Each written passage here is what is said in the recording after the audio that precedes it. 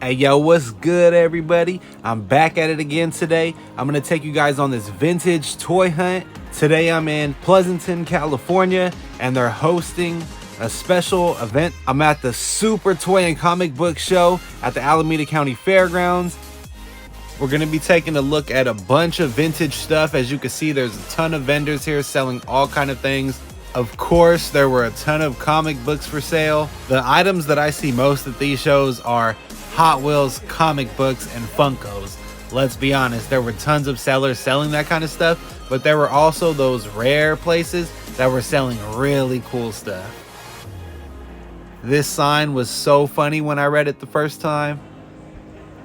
Now, before we get started really getting into this toy hunt, please give this video a thumbs up, subscribe to the channel if you haven't already, and turn on that notification bell so you don't miss any of our new videos. We're gonna spin around this place and do a quick tour. In today's toy hunt, I'm gonna be looking for vintage toys and mostly dolls like Monster High, Novi Stars, Bratz dolls, Bratzillas.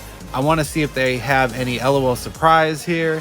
And then let's see if we can get surprised by any other brands that I'm really not in search of, but I might want to get.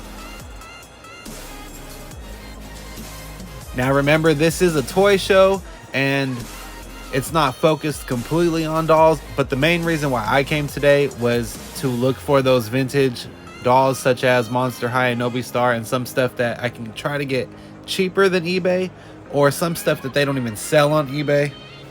As you can see, there's a lot of ground to cover at this event, so I'm really going to be highlighting my favorite pieces from the event, and hopefully that you guys enjoy. Walking halfway through the event, and the first Monster High item that I've seen is this family pack of Draculaura and her dad, and then they come with the little kitchen setup and everything like that. Now they wanted $50 for this, and that's a little bit cheaper than what they sell for on eBay, and I have a feeling if I would have talked them down, I could have got them down to like at least 40 bucks, which would have been a pretty good deal. I got a quick shot of some Disney Princess and Villain dolls, which looked pretty sweet. And then of course, back to the Monster High. There's Dracula, there's Claudine Honkator, Meowlity and Persephone, the Werecast sisters. We got Laguna. We have Jane Boolittle. Frankie as Threadarella. In my opinion, the seller was charging a little bit too much, so I told him we'll check out the rest of the event and come back. And then we spotted some of these really nice Loungefly bags, and I've always liked Loungefly bags, and these ones just looked amazing. The Rugrats bag, one of my favorites. That Tigger bag was pretty cool too, and I'm a huge fan of Dr. Facilier, so his bag is a must-have.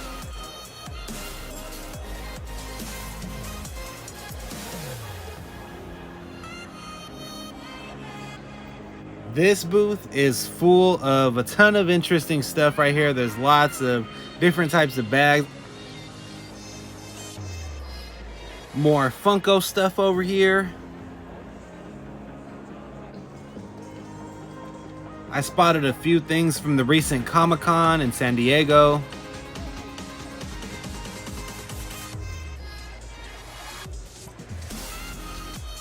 Here's Voltageous. They wanted $160 for her. And then the Living Dead dolls, and the seller is only asking $25 a piece. And I actually sat there and thought about if I wanted to get them or not even realizing that brand new in box, these dolls go for anywhere from like $100 to $250. I can't even believe that I almost passed it, but I'm so glad I actually picked those up. And then this is what brought me to the booth right here. Monster High. We have Venus McFlytrap, and we have Rochelle Goyle, and they're zombie shaked out. Like, look at them, they look incredible. Now the seller wanted $90, and I looked online and they usually go for about $100 to $115, but I talked them down to 70 bucks.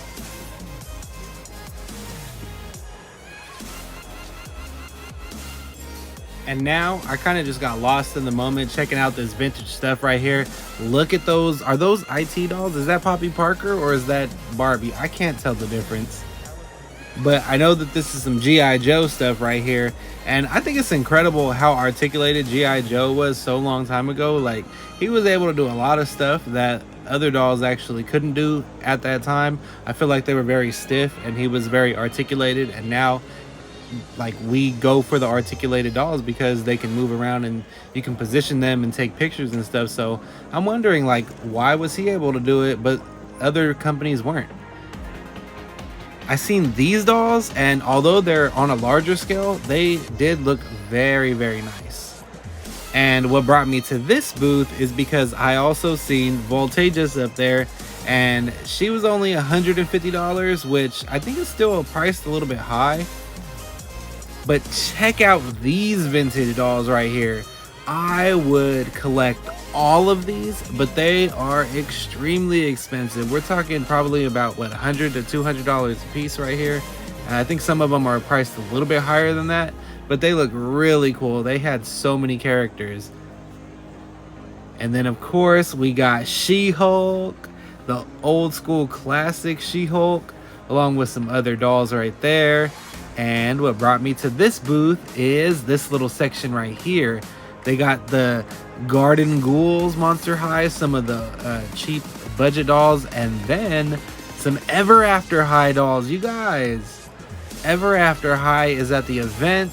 These were the only two dolls that I spotted, and they're actually priced pretty decent now that I looked them up on eBay, but I decided to pass on them because they're not the originals, and I really don't own Ever After High dolls like that. Did y'all see that Michael Jackson doll? I thought that was pretty cool. And here's just some random stuff.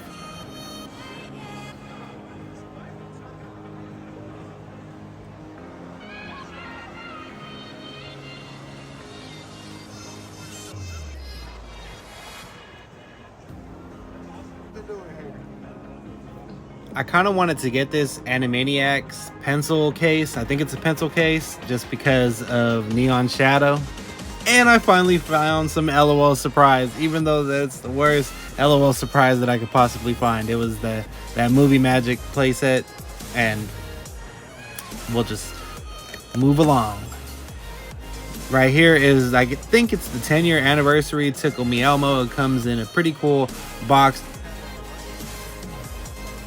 And check out this Funko soda fridge that they kind of custom made. I thought it looked pretty cool. I kind of want one of my own, even though I don't collect the Funko sodas. But I think it looks pretty sweet. And then what did we find? We found these vintage Disney dolls. I don't know if they're vintage, but they're pretty old because look at the quality. We haven't seen this kind of quality on Playline Disney dolls in a very long time. I really should have got the Atlas for 30 bucks. But all of the details right here that we're getting with Disney dolls and princesses and stuff, we need to see it again on Playline dolls. Oh, by the way, this is the only Blythe doll that I've seen in the entire event, and I had to get it on camera. Now, right here at this booth, I was blown away by the Hard Rock Cafe Barbies. There is a lot of Barbie stuff going on right here. There is some pretty cool stuff. I was actually intrigued by everything pretty much at this booth. It wasn't all my style, but I really like that one right there on the right with the pink top. She was really nice. And then I had never seen this before. The live action PJ, I believe, is a Barbie. It's made by Mattel. And then right here we have some horror Frankenstein and Mummy characters, and then this random Xmas brand that I've never heard of before, but looked pretty creepy and weird and kind of cool, I guess. It was just a little bit different. Like, what is going on here? And I guess they were selling this whole set for like 250 bucks. Next up, we have the Squishmallows for all those squishy Squishmallow fans. I Loved their selection right here. I really like this shark. I thought it was so cute and I was so tempted to get it.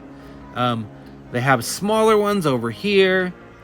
And then I really like this Funko right here. It was so creepy and scary. And then these Polly Pockets right here, those were super vintage. And those were pretty expensive too. And then, ta-da, you guys, we found Collector Draculaura in person. The first ever, I think the first ever doll with real lashes. Well, the first Monster High doll with real lashes. They wanted a pretty penny for that, but they were willing to drop the price down to $400, which I thought was still a little bit expensive considering I could get it a little bit about the same price on eBay. But anyways, you guys, that's about it. I hope that you guys all enjoyed this video, and don't forget to give it a thumbs up for me. Until next time, I'll see y'all later.